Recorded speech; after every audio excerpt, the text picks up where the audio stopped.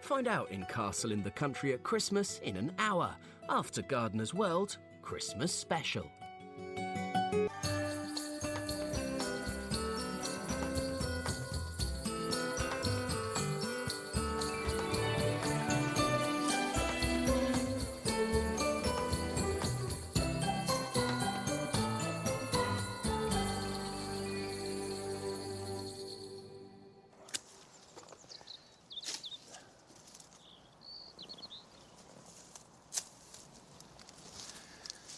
Hello, welcome to a special Christmas edition of Gardener's World. Now, the truth is that Christmas is a funny time of year for the gardener because the garden is pretty dormant. There's a sense of being at the end of a long year, but also it's poised. It's poised for what's coming up in the next year. So it's a time for reflection and also a time just to make the most of the season, and that's precisely what we'll be doing today here at Berryfields. Now, where are the others?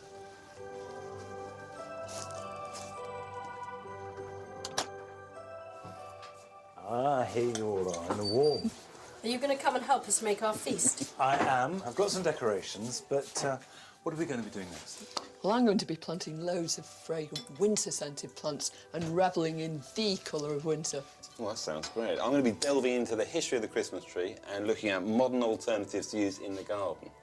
And I'm going to make some natural decorations to go on Joe's tree and finding out what's about to pick the poinsettia at the post as our favourite Christmas plant. Well, that's good, because it's not my favourite plant, I have to confess. I see you're tucking into the wine Well, already. it's never too early, is it? I think what I'm going to do next is go and gather all the vegetables, because otherwise we're going to get out of sync, aren't we? So I'll go and do that. And you can have a drink when you come back. I will do. Save some for me.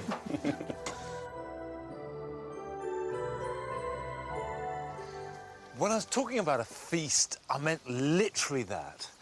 And we've been preparing our feast for Christmas here in the vegetable garden at Berryfields since last spring, just as people would have done so on this site since at least early medieval times. The Feast of Christmas was a real event where you took all the produce you could, whether you grew it or you raised it, and then you made the most of it. You made luxury and indulgence at a particularly low time of the year.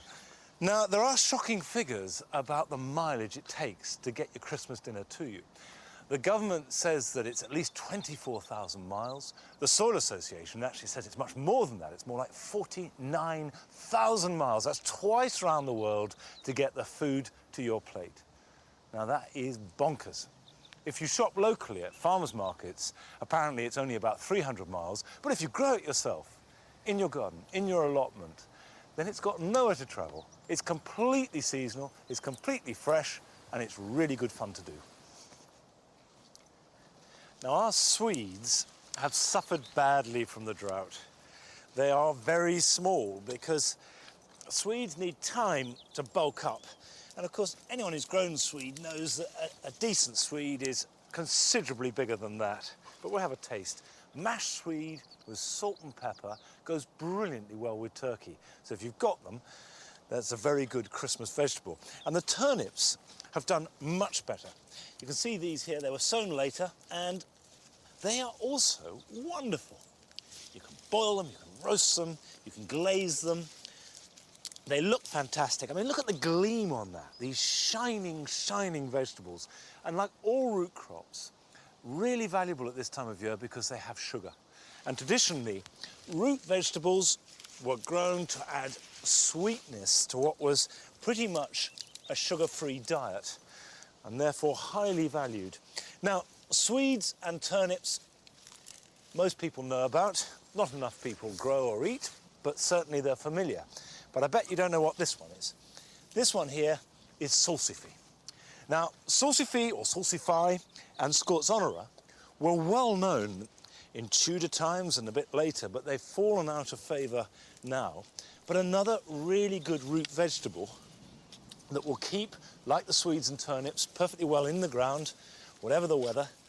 And you can see here, if I pull that up, it's got a white root, looking like something like a parsnip or a carrot, and was known as the oyster plant, partly because it tasted a bit like oysters, partly because it was used in stews to simulate oysters, which were also used, particularly in Victorian times, because they were cheap.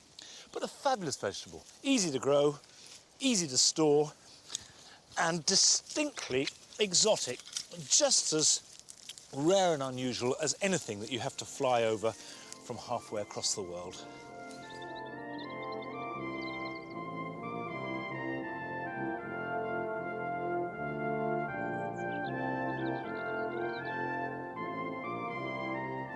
Now, there are some vegetables that you really cannot imagine Christmas dinner without, and I think parsnips is one of them.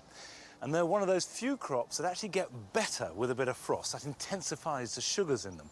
And this is a variety called Dagger, which is actually supposed to be on the small side, although I would say it was a pretty good size. And to find out how to grow parsnips at their very best, we went along to Shenstone and the Bartlett family and spoke to father and son, Roy and Rod.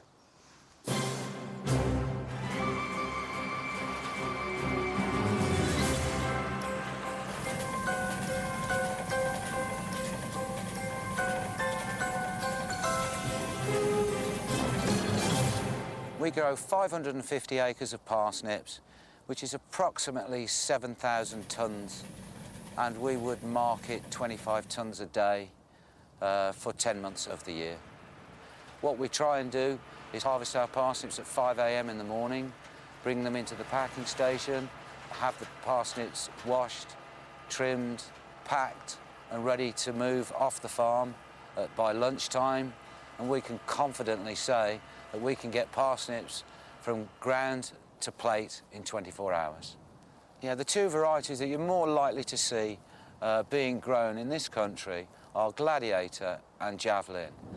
These would be sown in February, March and April to give them their optimum growing time. If people want to grow their own parsnips, they can grow Gladiator and Javelin quite easily in their own gardens. Light, sandy soils are always the best. Every family in the country puts a parsnip round their turkey, which means for us that we have to triple our output from 25 tonnes a day to 75 tonnes a day.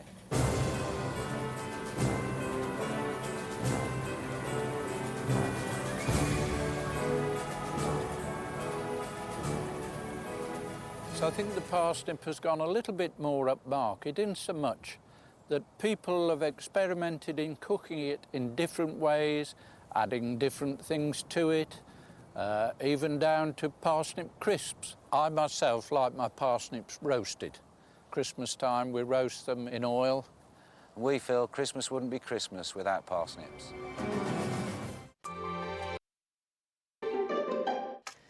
As you walk along here, you can smell this lavender. It's really fragrant. And I suppose most of the time you associate scent with the summer, but Christmas is such an important time to celebrate beautiful perfume. And what I'm going to do is plant this special border here, full of scented plants. So every time we walk in and out of the front door, we're assailed by this wonderful perfume.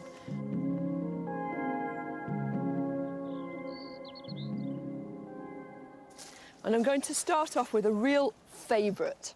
This is Viburnum bodnanthense Dawn. And these winter flowering viburnums have fabulous perfume. They have small, really tight pink buds which open to these delicate white flowers. And you can smell it from here. It's a very sweet, almost sort of honeyed kind of fragrance. If it gets a bit out of hand, you can prune it really, really hard. Just take out some of the old growths. And all winter long, it's going to be flowering its head off. Now, I'm going to fill in between with heather. Heather's a great plant for insects. And when you think about winter scent, you need to remember, really, that why on earth should flowers actually produce perfume in the winter? Because they want to attract pollinating insects. And those insects are few and far between at this time of year. But if you're pumping out all this perfume, you're pretty likely to get whatever hoverflies or bees are hanging around. Now, I'm really excited about this. This is sarcococca. Not the easiest thing to say, but it's got a nice ring to it. Now, at first sight, it looks quiet, a quiet little shrub. But here, it's covered in these buds. And as these open into tiny little green tassel-like flowers, The perfume that they exude is just belief. It is just delightful.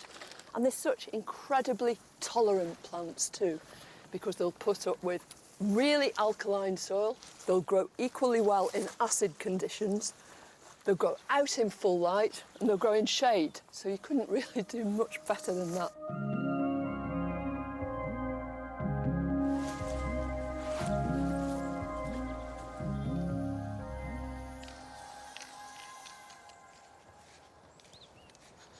Well, one scent you can't beat at Christmas, and it's my favourite, is the smell of a freshly cut Christmas tree. And this was cut just a few hours ago from a local supplier. Now, you may think that the Christmas tree is the ultimate British Christmas symbol, but actually, you'd be wrong. It's not very British at all.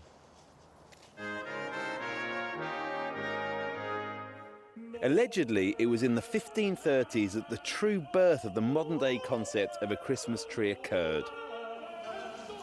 The German evangelist Martin Luther, who first translated the Bible into German, was said to have been enchanted by the beauty of bright stars shining through the woodland on a winter's night. The story goes that to illustrate this to his children, he placed candles on a small tree outside the door and created the first Christmas tree. A picture of the Luther family and their tree, painted much later in history, has almost turned this popular legend into an historical fact.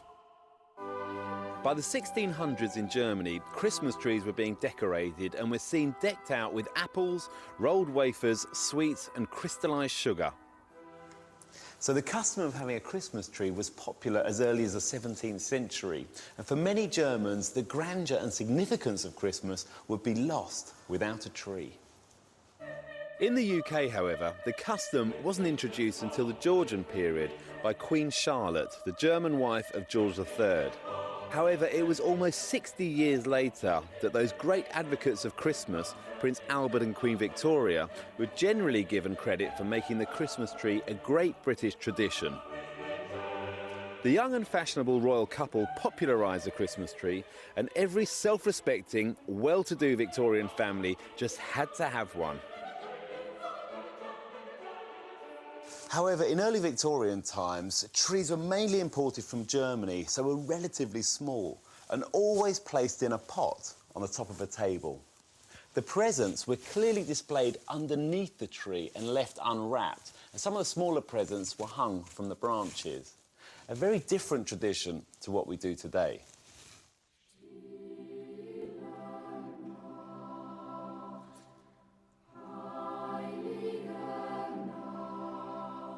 By the end of the Victorian period, Christmas trees were the absolute height of fashion and completely essential in both affluent upper-class and aspiring middle-class homes. Trees became a status symbol. The larger and more elaborately decorated, the more affluent and more important the family. Well, that's the story of how our Christmas tree tradition was born. But later on in the programme, we'll be finding out about the rise of the artificial tree.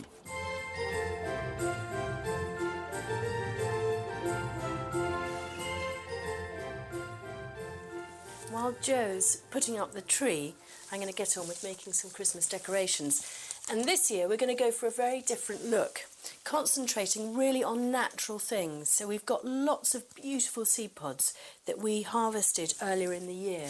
And we are going to have some baubles, but not as many, and we're not having to buy any. And so the money that we're saving on that, we actually have spent on cut flowers. Now, cut flowers will last really well in water, particularly if you can put a drop of vinegar or bleach into their water. And again, through the year, we've been collecting different things. We've got test tubes here, which you can get at any good florist or garden centre. And these are rather brilliant. These are just little herb jars from a supermarket, which once we've finished the herbs, we've collected them together. And they're too small for jam, but they're ideal for hanging on the tree. And all you want to do is get some nice covered florist reel wire, and again you can get it in any good garden centre or good florist, and just wind it round like that, and then that will hang very easily on the tree. The flowers that we're using, that we've chosen, are all things that last really well, even inside. And so this is a lovely laundry lily, and that will last at least a week, if not more than that, in water. And chrysanthemums, this is a little one called Froggy, and that lasts really well, as do these beautiful large white chrysanthemums and the hypericum berries.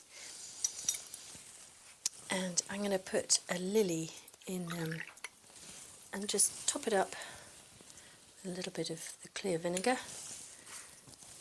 So then in goes the lovely laundry lily, and that will give us fantastic scent. And I'm also going to make a combination of beautiful peacock feathers for another little mini arrangement.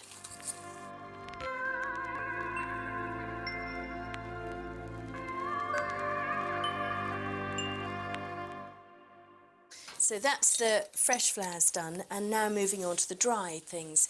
A couple of hours ago I took these into the garden and sprayed them with either silver or gold, and it's really important to do that outside because it's quite fumy, the spray. And you can just leave them like that, or if you want to get them sort of looking slightly more 3D, you can actually add glitter as well, and for that you want to have a spray adhesive like this. And then just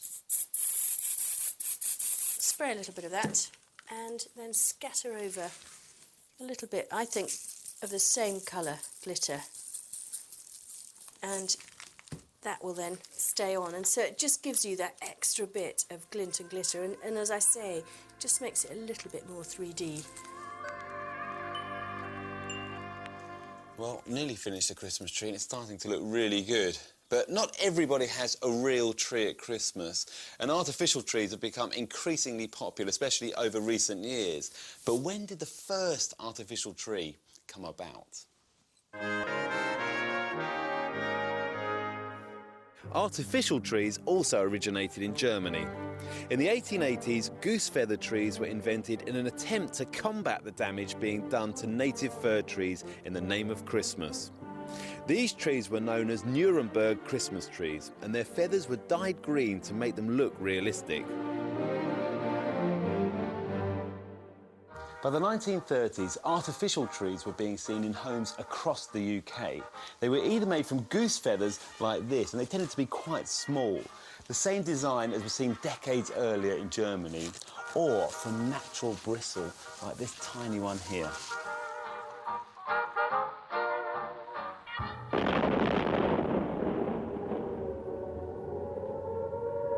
During World War II, the felling of timber became severely restricted, and so suddenly a real need for artificial trees was created.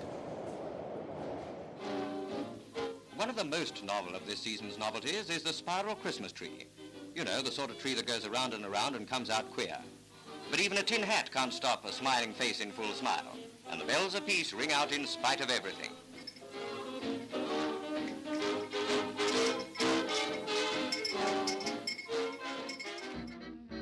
After the war, people wanted the security of Christmas as one of the symbols to set them back on their feet.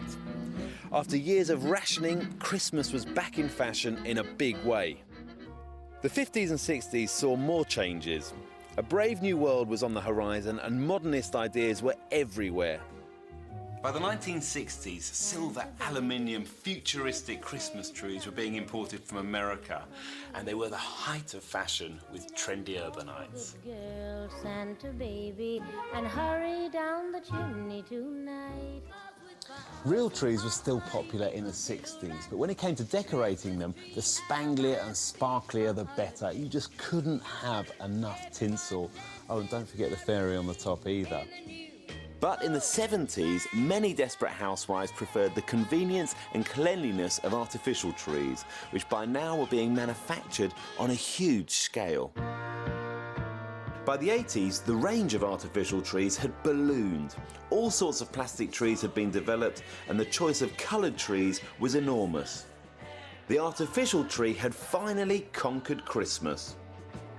Now, if you don't want a traditional Christmas tree and you don't want to go down the artificial route, there are some fabulous alternatives. There's some great trees and shrubs that at this time of year have wonderful barks and stems and also fruit in the form of berries. We take this silver birch, for example. This is a multi-stemmed Jack Montii, and it's perfect. It really does shine out at this time of year. So I'm going to pot it up into a container. And then this can go into the house for a few days over the Christmas period, but also look great in the container in the garden, or even be planted out into the ground. I'll tease out the roots a little bit, and it looks dramatic with this black ceramic pot too. And then rather than just leaving bare soil around the base, I'm going to add another dimension using these white heathers, and I'm packing them in there as tightly as possible. Now, you might think I've finally lost the plot, but if you get a nail brush, dip it in water, and actually scrub up the trunk of the birch, it really will sing out. And it's worth that little bit of extra effort. It really is. Clean it all up. I'm not going to do this to the whole garden, just the silver birch.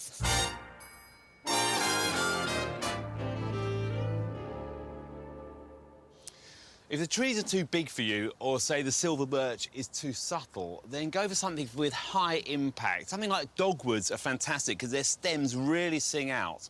And there's a huge range, you know, from the corals through the oranges, the yellows. I've planted Cornus alba sibirica because I really love the deep red stems. They're perfect for this time of year and for the festive look. And I've underplanted it with a red cyclamen and this lovely variegated ivy to really set it off. But you've got to get impact through these stems. Don't just plant a plant with 2 or 3 stems. It's not going to do the job. Well, I've put 5 plants here. If you can get them bare-rooted, do, because it'll really keep the cost down. They're so much cheaper. But if you want to go for a purple theme this Christmas, then what about a Calicarpa Christmas tree? They're fabulous plants. They come with their ready-made baubles on them. They really are wonderful. But don't just plant one at a time. If you want berries next year, then you have to buy 2 or ideally 3, and they will cross-pollinate, so you don't lose your baubles. So I'm just backfilling here, and then I'm going to underplant it with the perfect colour combination. I mean, look at this. This ornamental purple cabbage just fits so beautifully with it, and I'm going to put 5 of those around the base. I would say this is quite a tasteful container. If purple's your colour this Christmas, these are your plants. And when night falls, these trees and shrubs take on the magic of the season, with the addition of a few simple lights and contemporary decorations.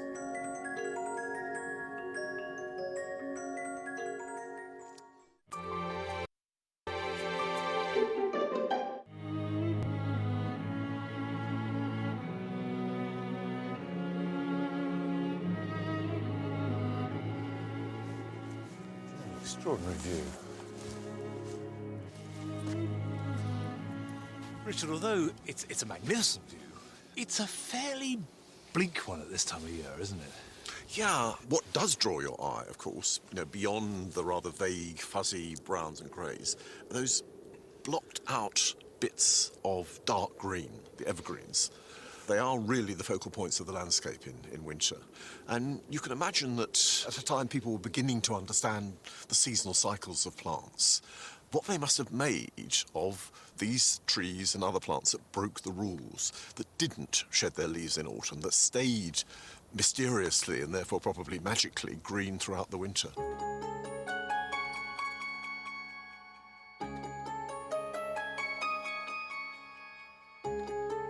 Now, what's the significance of bringing ivy into the house? Have people always been happy with bringing this potentially sort of malignant, insinuating, dark plant into the house as part of celebrations? Does it change its character as it crosses the threshold? I think it does. I think that one of the points about winter greenery was bringing the vitality of the wild world, the evergreenness, literally, into the house. And by doing that, in some way, you partook of its continuing vitality in the winter. So I think, yes, all sins are forgiven in the house. The flowers are a source of winter nectar, aren't they? They are, yes. I mean, the flowers are virtually the last bit of nectar for late bees. The berries themselves are terrific food for birds, mistletoes, pigeons, whatever. So, I mean, it's not just a question of ivy not being a villain, but it is actually a great boon in the winter.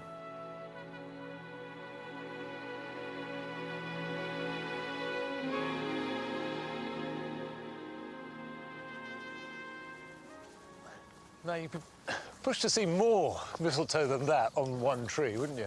Imagine what this plant must have seemed like to people when they were beginning to become aware of how plants worked. Yeah. An extraordinary thing, growing in the air without roots, green through the winter.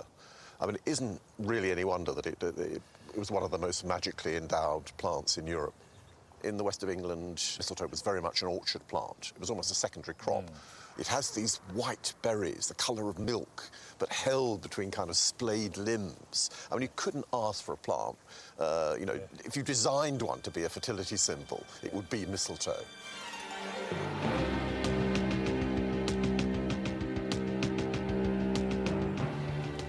It's interesting that you've got along this hedgerow, which you so often see. It's been cut and cut regularly, but the holly's left. In some parts of the country, you find that is the only bit of the hedge that remains. So what is it, do you think, that people feel about holly that stops them cutting it down? There's superstition about things that can befall you if you cut down a holly tree, I mean, is huge and ancient. My own theory is that holly is seen as a kind of protective tree, that as well as having that vitality that we've seen in all the evergreen winter plants, the prickliness of it, I think, suggests a kind of protectiveness. And if we look after it, it will look after us. So all that comes into the house at Christmas time, when you bring it in, that benevolence and that protection, as well as a vitality. I think so. But of course, it's only female hollies that bear berries, isn't it? It's a dioecious tree, so there are both male and female trees, and the red fruits are exclusively on the maiden hollies. Most of us use red to decorate our homes during this festive season. And how about this for the simplest of wreaths? Go out and splash out on some lovely red apples, or use windfalls if you're lucky enough to have them in the garden, and just thread through a piece of strong wire and hang them up on the door. But I want to make a few for our feathered friends. We've got these crab apples from our cottage garden, and this is one called Harry Baker. And they're absolutely perfect for doing this. I've just got a piece of stub wire, ordinary florist's wire, and I'm just going to thread them round. Terribly tempted to just use them for earrings, I think but no, the birds come first. So I'm going to finish threading that up and just twist the wire together at the end and go and hang it out on branches all around the garden. I think we should have them everywhere. We've got plenty of apples, and they'll last for so much longer hanging in the trees and out of harm's way too. The birds can really enjoy those. Glorious. And one of the best ways to decorate the house at Christmas, especially if you're a gardener, is to use pot plants. Just look at this cymbidium. It reminds me of boxes of chocolates and mulled wine, and look at this rich, velvety inside petals here. Now, although it looks so exotic and sumptuous, this is a really easy plant to look after. You don't have to belt up the central heating and give it lots of care and attention. It'll just respond to an occasional watering and to being kept in a reasonably sort of warm room, out of hot sun. During the summer, you can actually stand it outside and just leave it in quite a shady place, water it occasionally, feed it during the autumn and bring it back in, and you should get repeat flowering year after year. And you don't even have to concentrate on flowers. You can go for foliage plants. Just look at this lovely sort of crinkly-edged Begonia rex. This is one called Red Robin, and there's one here called Merry Christmas, so very, very apt. And I can just imagine putting several of these together just so you can enjoy these different patterns and leaf shapes and the different shades of red within their leaves. I suppose the red flower bulb that most of us associate with Christmas, though, is the hippeastrum, the amaryllis. And lots of you will have received big, fat bulbs like this at Christmas time. And it really is child's play to pot them up. Just get yourself a nice deep pot, some good, sandy, well-drained compost. And make sure that when you plonk it in, these roots are not curled around at all because that will stop it from growing, really slow it down. So just let them go right down to the bottom of the pot. And when you've finished potting it up, the shoulders of the bulb should actually sit on the surface of the compost. So I'm just going to fill this in round here and make it nice and comfortable. It really is wonderful, isn't it, during the Christmas holidays, to get your hands into some soil, because you start getting withdrawal symptoms if you don't. So potting up a few amaryllis is just the thing, really, for a Christmas activity.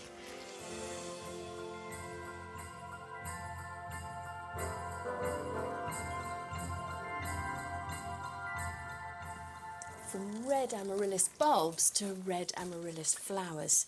This is one of my absolute favourite varieties, which is called Red Velvet. It's beautiful, dark, dark crimson, and they're becoming increasingly popular throughout Europe to give as a cut flower or as a growing bulb. And we've been to Holland to investigate a €25 million industry.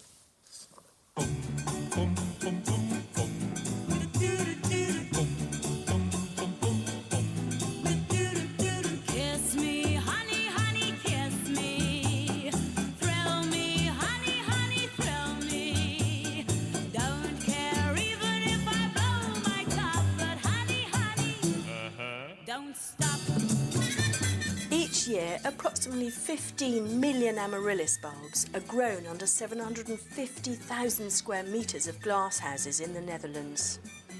Around 6 million are produced as dry bulbs, and the remaining 9 million are produced for the cut flower growers. By carefully controlling the temperature, the bulbs are manipulated to produce flowers in time for the Christmas season.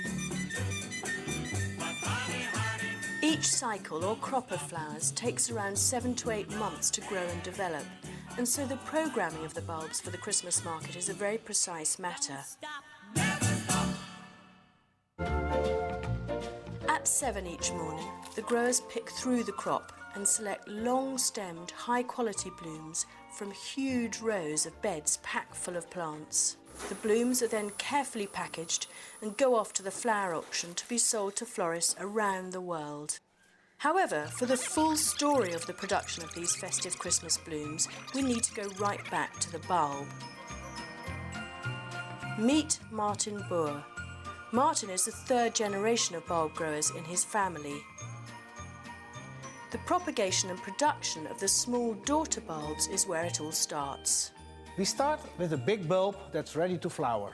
From this bulb we can make scales, it's called twin scaling, for about 60 pieces. We cut off the roots, like this. We cut off the top, and then, like an orange, we cut it into 12 pieces. Now I only do one. Then we take 2 scales, and between the 2 scales there will be growing a new bulb. This is the part we just cut it, and it's really important that we have a part of the root bottom. It's the part here where the roots came out of the bulb. After that, we put it in the vermiculite for about 2 months, and we store it away by a temperature of about 30 degrees. And this is really moist. 2 months later, we see here the result. This is done today. This one 2 weeks ago, 4 weeks ago, 8 weeks ago, 12 weeks old, maybe 2 months, and here when it's 3 months old. The other method is the daughter bulbs growing on the big bulb. Here we have a bulb, and the daughter bulbs are growing here on both sides of the bulbs. We can break them off, plant them, and then after 2 years it will be a big bulb with flowers inside. But as well as the bulb producers and the cut flower growers, Dutch florists with their amazing and contemporary arrangements play an important part in helping to increase the popularity of the amaryllis. This flower is now the Christmas #1 in homes across mainland Europe, and it's gaining more and more popularity in the UK too. Inspired by the Dutch florists, I've made a really big arrangement with amaryllis, which I just totally love. What I've got here is 3 sprayed silver birch twigs and then just 7 stems of this wonderful deep red amaryllis, red velvet. And then I've got colour-coordinated Christmas decorations which are supported on the silver birch, so they're completely safe and they look fine. I think they look a bit odd on the thick stems of the amaryllis, but on the sort of skeletal stems of the silver birch, they look wonderful. If you're going to use amaryllis as a cut flower, there are a couple of things worth knowing about to make them last as long as possible. The first is try and lay them when you're arranging with them over the edge of the table, because if you lay them flat, the flowers bruise so easily. And the other thing is rather strange, but I promise worth doing, which is that you want to put a cane up the hollow stem of the amaryllis, because the stem ages more quickly than the flowers, so it collapses after about a week, whereas the flowers should keep opening and looking good for really up to 2, or even sometimes if you keep them cool, 3 weeks. And the other thing I'm doing is just putting a rubber band around the end. That stops that annoying thing that you get with amaryllis, which is that the stems split and curl up like pig's tails. So that will now last as long as it possibly can.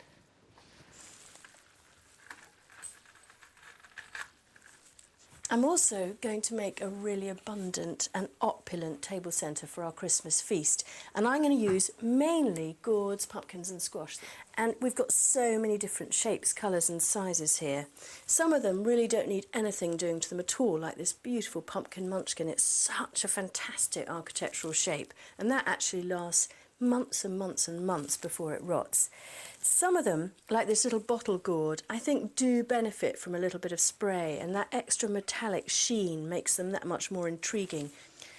So the final thing that I'm going to do is to wire these beautiful roses onto napkin rings. They're bog standard napkin rings, and I've just wired the rose, attached it to the metal hoop, and then wound round this beautiful gold ribbon.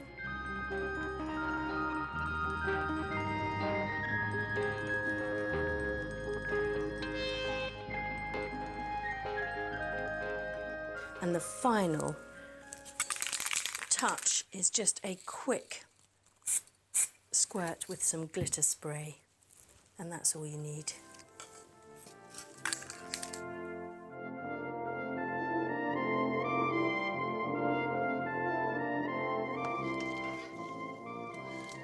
I'm just gathering a few chilies, which are still going fairly strong, even now in midwinter.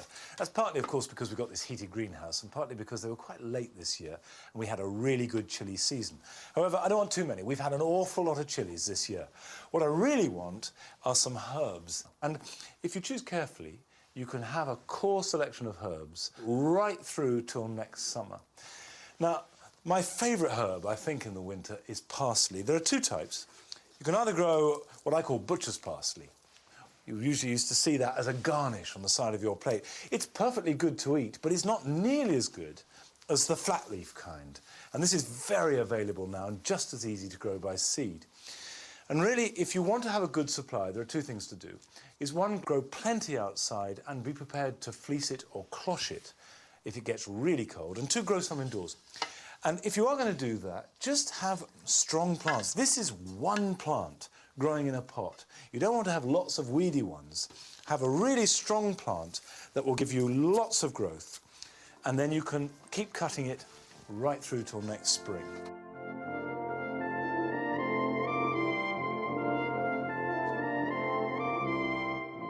Same is true of sage, and to get this new growth, you do need to bring some indoors. So pot some up round about August, September time, bring it into the greenhouse, and that will go on producing new shoots all winter. Finally, some bay. I had great trouble with bay for years, and it was because I was growing it in a pot and keeping it outside all winter. If it's in a pot, bring it indoors, because the roots can get frosted, and it'll be absolutely fine indoors. If you're going to grow it outside, plant it into the ground, lots of good drainage, plenty of shelter from winds, and be prepared to fleece it if need be, if it gets really, really cold. OK, let's take this into Sarah.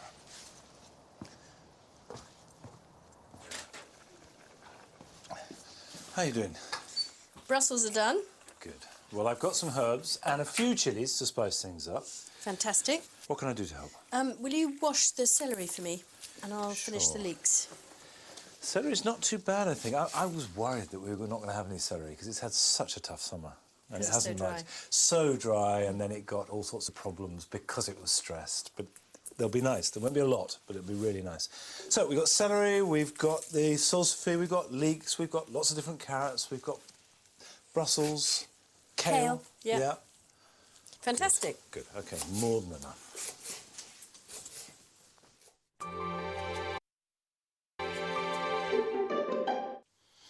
Well, I'm feeling rather pleased with myself. The Christmas tree is up, it's looking fantastic. I'm having a moment to myself, keeping out the kitchen, too many cooks and all that. But on to the last part of the Christmas tree story. When did we start growing them as a crop?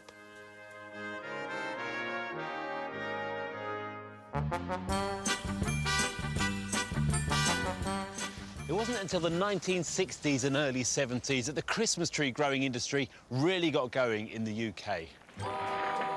The first trees were planted as a crop, mainly in parts of Wales, Scotland and southern England. Someone came and they found me and took me home with them. This is my idea of a perfect tree. It's well balanced, it has a nice branching system, and it gives the right appearance. In 1966, in fact, a British standard for the growing of trees was introduced.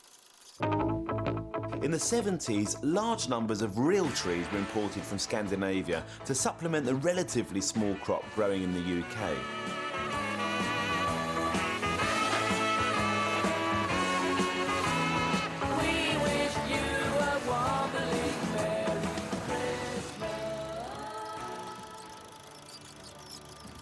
But by the time we get to the 1980s, over in America, the traditional real Victorian tree had become popular once more. And it wasn't long before the trend hopped across the Atlantic to the UK. By the late 80s and early 90s, the number of real trees sold and planted each year has started to steadily increase. So, what's the future for the Christmas tree? Well, the huge improvement in the quality of artificial trees has rather left the real trees out in the cold.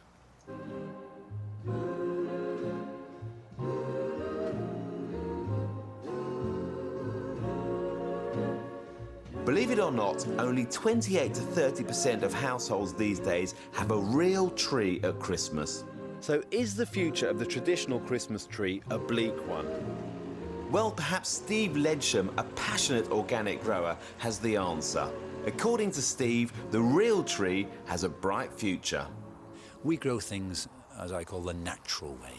It is an organic farm. Every square metre of this farm is organic. In other ways, we don't use any chemicals or sprays, and we just grow Christmas trees the way they've been grown for many hundreds and thousands of years in a sort of wooded area, and we have to trim the grass from time to time. And the biggest problem we have up here is rabbits.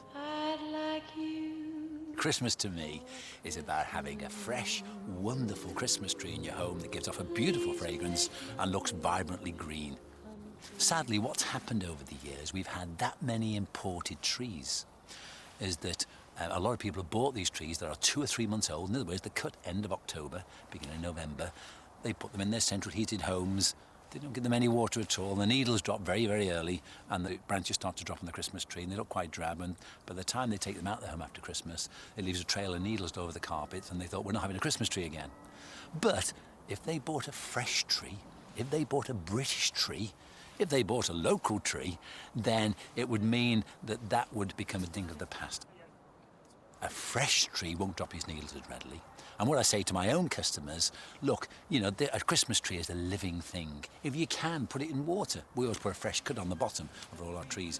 The tree, let's go and get the tree and trim it up with shiny lights for everyone to see. A wonderful Christmas tree is part of Christmas. Yeah.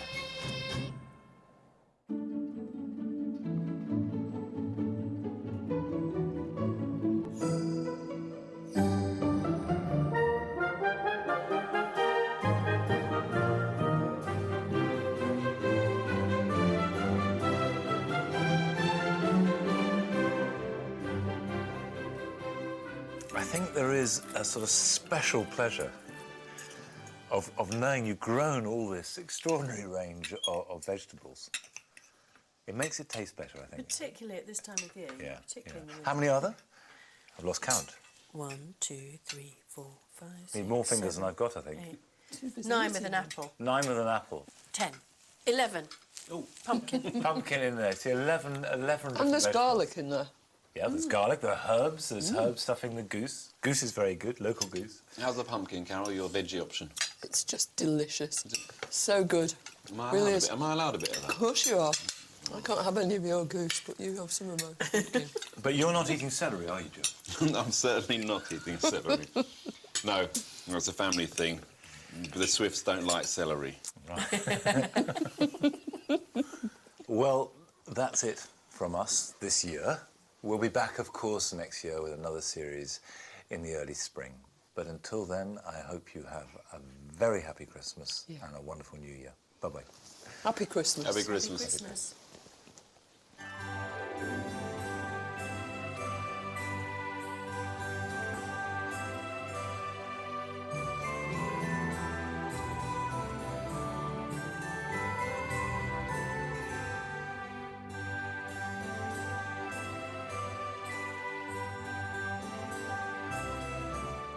It's the epitome of Christmas. And I can't remember what the bloody hell I'm doing first of all. The German evangelist Martin Luther.